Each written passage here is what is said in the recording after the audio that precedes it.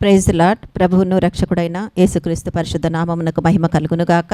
దేవాది దేవునికి స్తోత్రం కలుగునుగాక. మరొకసారి దేవుడి రోజు మన మధ్యలోనికి వచ్చి ఆయన వాగ్దానము ద్వారా మనల్ని దర్శించడానికి వచ్చిన సర్వోన్నతునికి కృతజ్ఞతలు చెల్లిస్తూ ఆయన ఇచ్చి వాగ్దానాన్ని అందుకుందామండి. ఇర్మియా గ్రంథము 31వ అధ్యాయము 16వ వచనమును ఈ దిన వాక్యముగా మనకిస్తున్నాడు దేవుడు. ఆ వాగ్దానము: యెహోవా ఈ ఆజ్ఞ ఇచ్చుచున్నాడు, ఏడువక ఊరుకొనుము, కన్నీళ్లు విడుచుట మానుము, నీ క్రియ సఫలమై జనులు శత్రువుని దేశములో నుండి తిరిగి వచ్చేదరు, ఇదే యెహోవా వాక్కు అని దేవుడు మనకు సెలవిస్తున్నాడండి. చదవబడిన ఈ వాక్యములో మొట్టమొదటిగా ఈ వాక్యము, ఈ వాగ్దానము, నెరవేర్చే ఆశీర్వాదమును ఎవరు నీకు ఇస్తున్నారని నువ్వు గ్రహించగలిగినప్పుడు, యెహోవా ఈ ఆజ్ఞ ఇచ్చుచున్నాడు. ఏ ఆజ్ఞ? ఏడువక ఊరుకొనుము, కన్నీళ్లు విడుచుట మానుము అని దేవుడు సెలవిస్తున్నాడు. అంటే నీతో మాట్లాడుతూ నీకు ఒక ఆజ్ఞని ఇస్తున్నాడంటే అర్థం ఏంటిదండి? నీ కన్నీళ్ళని ఆయన చూస్తున్నాడని కదా, నిన్న ఆయన చూస్తున్నాడనే కదా అర్థం. అంటే చూడకుండా ముఖం తిప్పుకొని నిన్ను గమనించకుండా వెళ్ళిపోయే వారికి నీ స్థితిగతులు తెలియవండి. అది మనిషి అయినా ఇంకొకరైనా ఏదైనా. కానీ మన పరలోక తండ్రి ఎల్లవేళలా మనల్ని ఆయన పరిశుద్ధ ఆలయములో నుండి, ఆకాశంలో ఆయన సింహాసనములో ఉండి మనల్ని చూస్తున్నాడు దేవుడు. కీర్తనల గ్రంథం 11వ అధ్యాయంలో ఉంటుంది కదండి, 4 నుంచి 6వ వచనము దాకా మనకు దేవుడు వాగ్దానం ఇస్తున్నాడు. నరులను కన్నులారా చూచుచున్నాడు ఆయన పరిశుద్ధులను పరిశీలించుచున్నాడు అని వాక్యం ఉంది కదా. అంటే నిన్ను చూస్తున్నాడు కాబట్టి ఆయన నీకు ఆజ్ఞ ఇస్తున్నాడు. ఆ ఆజ్ఞ ఎలాంటిది?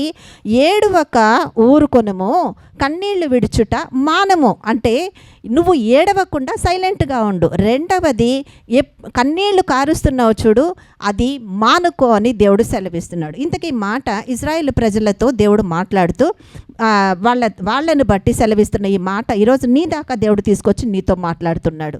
అందుకే ఏడువక ఊరుకొనుము, కన్నీళ్లు విడుచుట మానుము, నీ క్రియ సఫలమై జనులు శత్రువుని దేశములో నుండి తిరిగి వచ్చేదరు అని దేవుడు, ఇదే యెహోవా వాక్కు అని సెలవిస్తున్నాడు.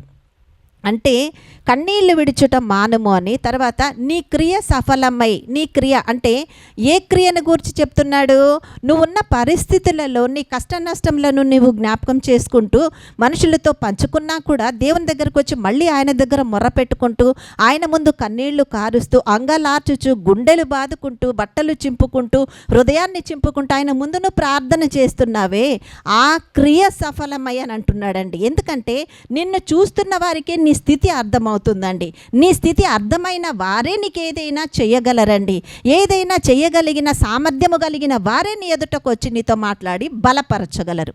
ఈ విషయాలను మనము గ్రహిస్తే దేవాది దేవుడు ఈరోజు నీకు ఇస్తున్నటువంటి జవాబు ఏమై ఉందంటే, ఏ విషయంగా చెయ్యని తప్పుకు నువ్వు కృంగిపోతున్నావేమో, చెయ్యని నేరానికి నీ మీద నిందపడి ఉందేమో, నిన్ను అపహాస్యము పాలు చేస్తున్నారేమో, నిందలు వేస్తున్నారేమో, కృంగదీస్తున్నారేమో, అవమానపరుస్తున్నారేమో, అయినా కూడా ప్రభా నేను ఎక్కడ దొరుకుతున్నానయ్యా వీళ్లకు, ఎందుకు లేనిపోని నిందలు వేస్తున్నారు, ఎందుకు నన్ను టార్గెట్ చేస్తున్నారు ప్రతి విషయంలో, ఎందుకు నన్ను సోలిపోయే విధంగా చేస్తున్నారు ప్రభా, నేను ఎటువంటి దాన్నో నీకు తెలియదా తండ్రి, నేను ఎటువంటి బిడ్డనో నా తండ్రివైన నీకు మాత్రమే తెలుసు కదయ్యా, మరి నా ఇంట్లో ఎందుకయ్యా ఈ సమస్యలు ఉన్నాయని దేవుని ముందు నువ్వు కన్నీళ్లు విడుచుచు ప్రార్థన చేస్తున్నావేమో, నువ్వు ఏడవక దేవుని సన్నిధిలో మొరపెడుతూనే ఉన్నావేమో, నువ్వు ఏడుస్తుంటే నీకు వచ్చే కన్నీళ్లను చూసిన నీ దేవుడు నీతో ఏమంటున్నాడు? నువ్వు ఏడవడం ముందు నాన్న, నువ్వు ఏడవడం ఆపు, ఆ తర్వాత నీ కన్నీళ్లు మానుకో, నువ్వు కన్నీళ్లు కార్చడం మానుకోను. అంటే నీ ఏడుపుకు నీ కన్నీళ్లకు జవాబు చెప్పే రోజు ఒకటి వచ్చి ఉంది. అందుకే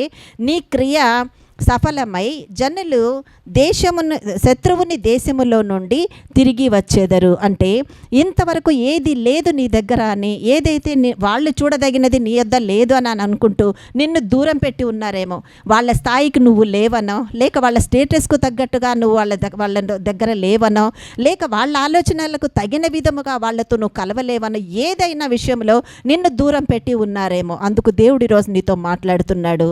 నీ శత్రువుని దేశములో దేశంలో నుండి వాళ్ళందరూ తిరిగి వస్తారమ్మా. నువ్వు భయపడకు ప్రభా, నన్ను ఎవరు చూడట్లేదయ్యా, నన్ను ఎవరు పట్టించుకోవట్లేదు, కనీసం ఒక్క ఓదార్పు మాట కూడా నాకు చెప్పేవాళ్ళు లేరయ్యా. ఏంటయ్యా నా ఈ జీవితం తండ్రి, ఎందుకయ్యా ఈ స్థితి అని చెప్పి అంగలార్చుచున్న ప్రియ దేవుని బిడ్డ, ప్రియ దేవుని కుమారుడా, ఈరోజు దేవుడు నీ దగ్గరికి వచ్చి నిన్ను చూస్తున్న దేవుడు నీకు ఆజ్ఞ ఇచ్చి మాట్లాడుతున్నాడు. ఈరోజు ఆయన వాక్కునిచ్చి కాదు, ఆయన ఆజ్ఞనిచ్చి మాట్లాడుతున్నాడు. అంటే ఈ రోజుతో నీ ఏడుపు, నీ కన్నీళ్లు ఎండైపోతున్నాయండి. అందుకే ఆయన నీతో మాట్లాడుతూ ఏడవక ఊరకుండుము అని అంటున్నాడు. తర్వాత కన్నీళ్లు విడుచుట మానము, ఎందుకంటే నీ స్థిరమైన నీ క్రియకు కూడిన సఫలతను నీ జనులు శత్రువుల దేశములో నుండి నీ వద్దకు రావడాన్ని నువ్వు చూడబోతున్నావని దేవుడు ఈరోజు వాగ్దానం ఇస్తున్నాడు. ఇది మనుషులు ఇచ్చిన వాగ్దానం కాదండి, ఎవరో వచ్చి ప్రార్థన చేసి మీకు ఇస్తున్న వాగ్దానం కాదండి. నీ పట్ల ఏ కార్యం చేయబోతున్నాడో ఆయన వచ్చి నీకు చేస్తానన్న వాగ్దానం ఈరోజు నువ్వు అందుకుంటున్నావు. ఆ వాక్యమందు విశ్వాసం కలిగి ఉన్నావా? ఆ వాగ్దానం ఎందు గురి కలిగి ఉన్నావా? గురి కలిగి విశ్వాసములో దేవుని యందును ఎదురు చూసి ఆయన మీద ఆధారపడితే ఖచ్చితంగా నెరవేర్చు దేవుడు ఈరోజు నీకు తోడై ఉన్నాడు. ఇటు కృప ఈ వాక్యము ద్వారా దేవుడు మనకందరికీ అనుగ్రహించి ఆయన మాత్రమే మహిమ పొందును గాక. ఆమేన్, ఆమేన్, ఆమేన్. హల్లెలూయా.